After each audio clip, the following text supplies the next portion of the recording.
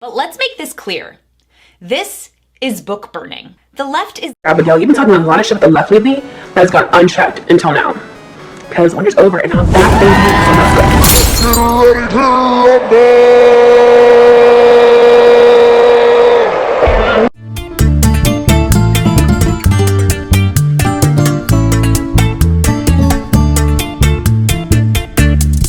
Hey y'all, it's your mom, so welcome back to my channel.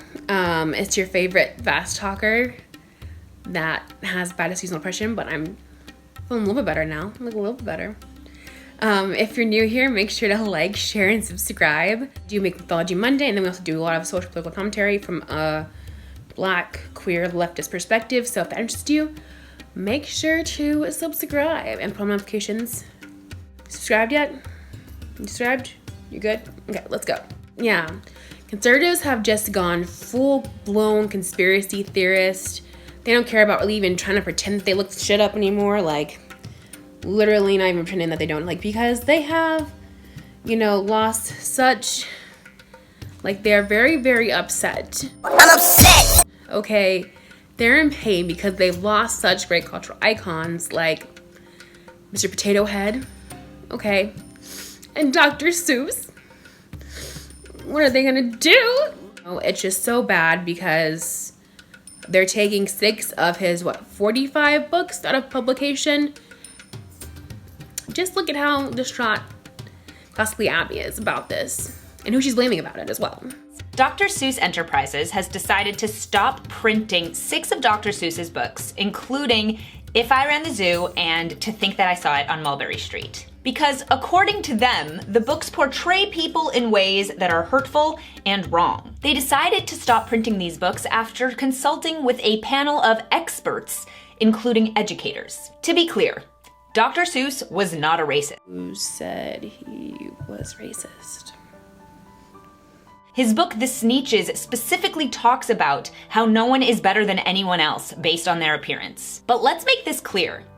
This is book burning. The left is defending this decision, saying that Dr. Seuss is not being canceled. Just look at how the rest of his books are still in print. For now. By conservative logic, a company trying to be considerate of their audience in the changing times of our culture is communist, you know. It's not like they actually just maybe care about other people's feelings, you know, because I mean, conservatives don't know empathy. Never met her. I don't know her. A private company making decisions on behalf of their own products is bad. But that's the free market y'all advocate for. That's part of capitalism. Like, products are discontinued all the time. Like, there are tons of like makeup stuff that I loved to use like years ago, but it's been discontinued because that's how capitalism works. And they make decisions without, I mean, they consulted people, but I'm not sure. It's like, oh, I can't believe you guys are defending this. Like, well, it's, what can we do? It's their, like, they have the rights to his stuff. That's his family. That's his foundation. Like, that's how the law works, man. We can't do anything else about that. Like, and like, trust me, like, there was, I feel like it would be plausible to say there was a lot that did this if there was like sort of petition or something. But I mean, I feel like people would just mention Dr. Seuss on like, it's an example of like some racist imagery in, you know, literature and stuff like that. Like, no one was really ever like just trying to ban Dr. Seuss. That's why I'm like, there are things we actually advocate for on the left. It wasn't like left as in like socialist, Marxist people. And this Mr. Potato Head, I could give a fuck less. I really don't care. Especially the books that they mentioned and these 6 ones that they discontinued. I'm like, I've never even heard of them. Only if it's not Cat in the Hat or like, what else? The Sneetches one, I like that one a lot. We're gonna talk about that one later. And also too, I'm talking about this like extreme false equivalency of her saying this is book burning, because let's look at the actual definition of book burning is the deliberate destruction of books by fire in a public context to represent censorship of the state against a certain political, cultural, or religious oppression, or religious opposition. So examples of book burning would be like the Nazis burning Jewish books for being anti-German, or Spanish priests burning Aztec and Maya manuscripts in the 1560s to erase their culture, right? So that's actual book burning. So, like, where people like me are not taking Dr. Seuss's books and discarding them. And this wasn't a decision that someone on the left made to just continue these books. Seuss estate. So there's not much we can do about that. And also, too, it's not, like, honestly, I could care less about someone's character if they were actually racist or not. Like, that's not important to me, but what you say and what you do, so it matters. And let's just look at some of the problematic, like, look at how this books portray both Asian and Black people. So I just, maybe it's not the best they're integrated. Let's look at this now. Okay, so yeah, when Chinese immigrants came to the U.S. in the late 1800s, they would refer to them as the Yellow Peril. So that's why drawing an Asian person as yellow is pretty racially insensitive. Especially these shoes. I'm like not sure what these shoes are. And then they have like in the eyes are just like slits to mock slanted, almond-shaped East Asian eyes.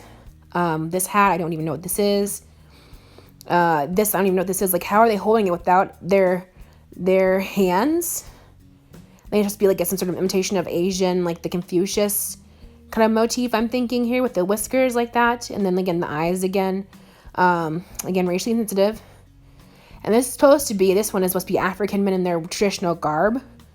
But they literally made them like monkeys or like gorillas. And what garb is this? Like, it's all very, like, if it's supposed to be some sort of culture, like, it's not well done. And also, like, literally making Black people into monkeys is, like, racism 101. Like, it's not a good thing to do. Like, anyone knows that. The left says we are just changing as a society for the better. This is lies. This is not just change. This is taking an author's book off the shelves, making them unavailable because someone decided that no one should read them. The company decided that no one should read them. That is capitalism. That's how it works. What are you not getting? The left isn't simply saying, we're not going to buy these books, they're not for us. The left is saying, you don't have the right to read what you want. The left wants to control what you read, what you watch, and what you do based on their idea of what's good and moral and right. And they do this while treating you as if you're stupid and as if the people who don't want books to be burned are the real fascists. Watched it a few times, I'm just like, this still makes no sense. Like, who cares what you read? I really don't care. I'm not trying to control what anyone reads or sees or watches. Like, it just sounds crazy. She sounds crazy to me. She sounds like a lunatic. Lost your damn mind. When you get your damn mind, you call me. Freedom of speech is being taken from us. Censorship is winning. And cancellations never stop with just one thing. It is always a slippery slope because the left doesn't have a limit. Where would the left stop with this? Why would they stop? They think that everything they don't control is evil, racist, sexist, bigoted, because only they know how not to be those things. With that mentality, of course they'll cancel everything. Dr. Seuss wasn't racist and neither are his books. No one really thinks he is. But the left is testing, pushing the boundaries, seeing how far they can push us before our entire society is canceled right before our eyes. I love that she admits to her own logical fallacy right there. A slippery slope, logical fallacy. Like, especially when there's no set, like, determined entity or party that is doing this violence or doing this scheming of censorship, as she's put it, which is like, I think if you have these books, you can still keep them. No one's making you like get rid of them, because that would actually be book burning. That would be actual burning if they made you. If you already bought the book in the past, they made you burn it and get rid of it. That would be book burning. But this is just like a company removing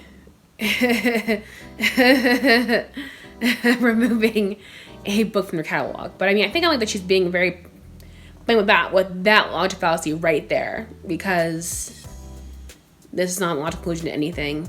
She's trying to, and again, it's going back to what like conservative mind is based in fear. So she's basically just playing on people's fears of being censored, of being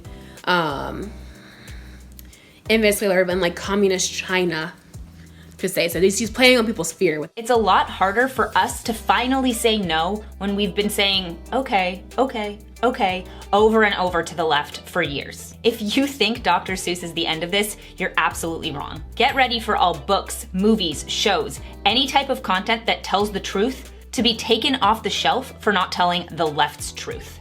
And we have there too, a hasty generalization, another logical fallacy. So I love very much the ambiguity of just kind of like the left, and people are saying and doing these things, but we don't have any idea of who actually she's talking about. So it's hard to check her on like, oh no, you're lying, because she could either be talking about people who are socialist to Marxists, or people who are centrist, liberal, socialists, Marx, you know what I mean? Like she could be talking about all of that.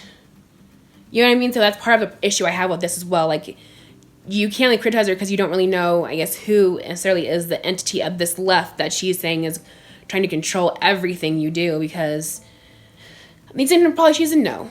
And I think there's a lot of projection there of like being of you being told like you're a fascist, because I'm like, I feel like I haven't heard anyone say that like about since Trump's been out of office. I haven't really heard anyone talk about being fascist for like a long time.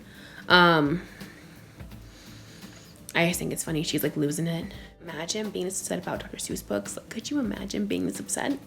Of course there are those who are going to say, why should we care about Dr. Seuss? Last week I got, why should we care about Mr. Potato Head? This is just kid stuff. That is precisely why I care. Because they're starting with the stuff that affects our children. And because it was only last week that Mr. Potato Head was in the news for becoming gender neutral. The next generation is walking into a world where up is down and down is up, where the truth doesn't matter as much as your truth, where you can be hated for the color of your skin, your gender, and your orientation based on the fact that you're a white cisgender male, and where knowledge will be denied them by those who deem themselves right and good, and believe that they can choose knowledge for everyone. And this is accelerating. 10 years ago, if anyone had said that Mr. Potato Head would go gender neutral, or that Dr. Seuss would be banned off the shelves, no one would believe you. And yet here we are, right now, as this is happening. We need to recognize that this is incredibly important, and this will have ramification. I think the thing is that a lot of things are not really being taken off the shelf or being removed even exactly. It's just that they're being criticized, they're being critiqued, they're being looked at through this lens of trying to be more inclusive to other people's differences. I mean, I feel like most people everyone has like their problematic faves, whether it be people or shows. Like I personally, every now and then I still like to watch Jerry Springer, even though it's very transphobic, and I'm aware of that. Try to avoid those episodes that are like more about trans, like, there is always like kind of this running theme of like trans men fooling cis men. They didn't know they were trans and they want to fight them because like naturally they're man, but like that's transphobic. But was there for the regular fuck shit though? Like when someone's cheating on them with like their neighbor, like that's was gonna be hilarious to me. That's why I don't date people. But I mean, I think it's more so that we're in an age of like we're critically thinking about these things instead of just trying to just take, oh well, that was at that time, but I mean, was it really right at that time? Like, you know what I mean? People are like, you can't judge things that, like, that times like that. You can't judge, are from that era on today's standards, but I'm looking like, but I'm pretty sure people back then were fighting for the freedoms that we have now when that content was being made back then. So why can't we, the people who fought for our freedom that we have now, critique these older movies from this new lens in our, like, I mean, so I think a good suggestion I think was made was maybe like with on The View of maybe putting a trigger warning thing, like, hey, this has harmful depictions of Asian people or harmful depictions of Black people. I think something along those lines would be more beneficial versus trying to just kind of banning everything. Like, we can show people what not to do, I think is more beneficial, and I'm not necessarily, like, as a leftist, I'm not for necessarily banning books or banning anything. So I want to say that as well too, as someone who's part of this proverbial left, I've never advocated for things to be banned. I I'm not gonna cancel anybody, which is I'm really upset about because apparently that's all we do, and I've had no parts of it, none. So when we cancel who's the next cancellation? Like I wanna be part of the fun. I wanna be part of the fun. Ew, this is so gross, Abby. Just remember that conservatism is antithetical to just change or progress. And I think it's good that kids are maybe growing up understanding that gender is fluid and they don't necessarily identify themselves in a binary or just necessarily like. Just adhere to these traditional standards of like this is what girls do, this is what boys do. I think that's good. I think it's good.